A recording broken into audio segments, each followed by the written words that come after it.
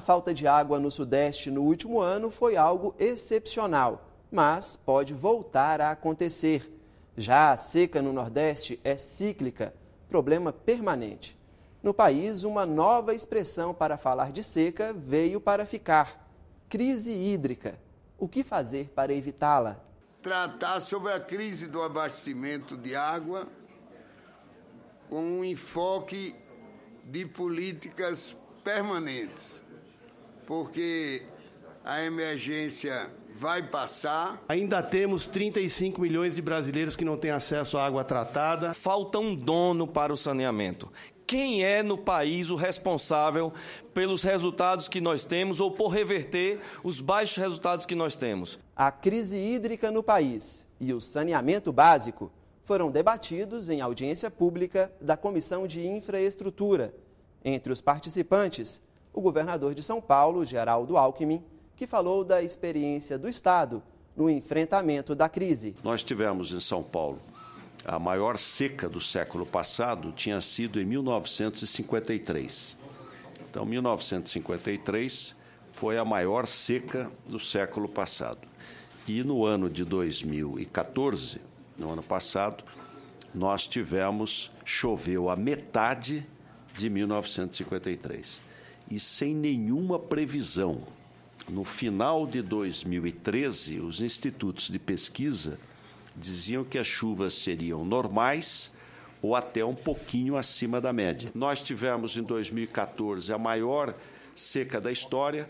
Parece que no caso do Sudeste, esta seca será esse período seco que nós estamos vendo vai ser um pouco mais úmido. Não tem mais nenhum risco em São Paulo de termos rodízio. A região metropolitana de São Paulo tem 22 milhões de pessoas. A 700 metros de altitude, é raro no mundo você ter tanta gente num lugar, num planalto. Não tem água, nós vamos buscar água em Minas Gerais, vamos buscar água a mais de 100 quilômetros de distância. Há muito desperdício. Então, o que nós fizemos? Instituímos um bônus e um ônus.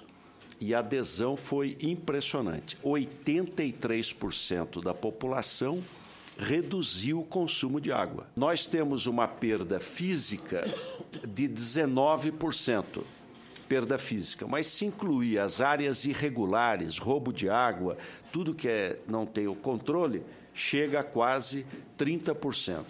Essa é uma questão prioritária. Nós temos um financiamento da JICA, do governo japonês, e uma assessoria do governo japonês para poder economizar. É caríssimo reduzir perdas. Se pegar a Europa, a França perde 27%, a Inglaterra 20%, a média é acima de 20%. Só o Japão e a Alemanha praticamente são um dígito. A maior parte da perda não é o cano que estourou. O cano que estourou, você vai lá na rua e conserta. É perda oculta. É 24 horas, 100 mil quilômetros de rede lá escondida, perdendo água. Então, a válvula redutora de pressão funciona admiravelmente bem, porque você, a partir das 7 da noite, reduz a pressão sobre o sistema, volta de manhã cedo, então você reduz as perdas, sem fechar a água das pessoas. Água de reuso, essa foi uma boa experiência. Água de reuso para a indústria é muito mais barata, então nós criamos uma empresa chamada Aquapolo, junto com a parceria Sabesp-Odebrecht, e o polo petroquímico do ABC inteirinho é com água de reuso. Então a gente pega o esgoto, trata o esgoto e essa água é utilizada para a indústria. Essa é uma reunião, governador. Ela tem a pretensão de tratar sobre a crise do abastecimento de água com um enfoque de políticas permanentes, porque a emergência vai passar e nós não podemos ter aqui a visão nordestina do problema. O que é que eu chamo a visão nordestina? É que nós ficamos sempre dando soluções de natureza emergencial. Para nós, nordestinos, se trata, sobretudo, de defender a transposição das águas do Rio São Francisco, que é uma solução de caráter permanente. São Paulo votou favorável à transposição do São Francisco, porque é necessário fazer transposição e interligação de bacias. Isso é absolutamente necessário. Aqui é uma interligação que nós estamos fazendo entre a Billings e o Alto Tietê. A seca instalada do estado do Nordeste tem piorado de 2010 para cá. 2012 é o ano que a gente tem tomado como base. 2012, 2013, 2014, 2015, todos são anos seguidos de seca. Então, as reservas hídricas do Nordeste estão chegando a limites talvez não tão complicados quanto São Paulo, mas talvez até um pouco mais. Então, os açudes do Nordeste, para ter uma ideia e dar uma ideia dessa dimensão, o nosso maior açude é o açude de Castanhão, no Ceará, que tem a capacidade de acumulação de 6,7 bilhões de metros cúbicos. E hoje está com menos de 1,2 bilhões. Castanhão tem uma responsabilidade muito grande hoje, mais do que devia até, que é o abastecimento da cidade de Fortaleza, com quase 2 milhões e 800 mil habitantes. A expectativa nossa é que nós possamos chegar ao fim de 2016 ainda com um pouco d'água no Castanhão. Chegando até a pensar no que se comenta muito hoje no Brasil, que essa palavra não existia no DENOX, o volume morto. São Paulo é que deu o nome, governador, a esse volume morto. Ele tem em torno de 200 milhões de metros cúbicos de volume morto. Então, a expectativa é que Castanhão chegue a 2016.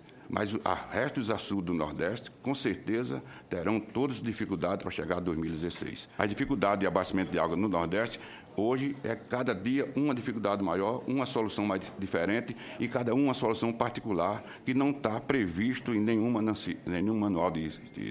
manual hidráulico, nem tem uma regra geral para fazer. O dia a dia é um sofrimento nosso lá no Nordeste. E são as obras que não foram concluídas do PAC nos últimos anos do DENOX. A adutora do Oeste tem 724 quilômetros de extensão, a adutora do Pajeú, 197 quilômetros, a Barra de Figueiredo, com uma capacidade de 519 milhões de metros cúbicos, barragem de Taquara e a conclusão da segunda etapa do perímetro de irrigação do Tabuleiro de Russas. A primeira condição de água acumulada é para abastecimento humano, a segunda é para descendentização animal e a terceira é para irrigação. Então, os perímetros de irrigação estão sofrendo uma dificuldade muito grande de sua subsistência, porque os grandes operadores do projeto de irrigação querem água para sua produção e compensar os seus investimentos. E está sendo cortado todos os investimentos em água para irrigação. Programa de Água para Todos. Esse é um programa que eu acho até uma solução interessante, muito mais até, porque em secas passadas havia muita invasão de cidade, havia muita gente...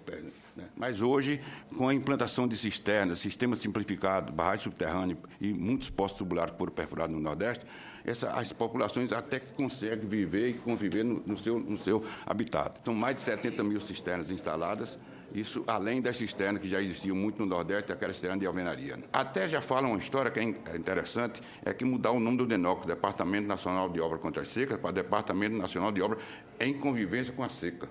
Não tem sentido para a gente ser contra uma coisa que a gente sabe que acontece nesses últimos séculos, aconteceu umas 6, 7 vezes já, inclusive secas contínuas de 5 anos. A história que falou isso aqui, reservação, só se faz reservação tendo barragem para reservar. Então, nós temos 3 ou 4 barragens em ponto de começar e não fazemos por problema de recursos. E os nossos equipamentos, eu tenho uma projeção aí que diz, em 9 estados que tem ação, tem 11 máquinas perfuratrizes. Nenhuma com menos de 8 anos. Então, não tem uma máquina nova em condições de fazer um poço, que em qualquer lugar, uma máquina moderna faz um poço em um dia no sedimento. Lá faz em 5, 6, 10, 15 dias. Então, não é produtivo o DENOX. Veja no próximo bloco. Em tempos de crise hídrica, Brasil perde um volume gigantesco de água tratada. Nós perdemos, em 2013, 6 cantareiras e meio. O volume que nós perdemos de água nas redes de distribuição equivaleu a 6 cantareiras no Brasil todo.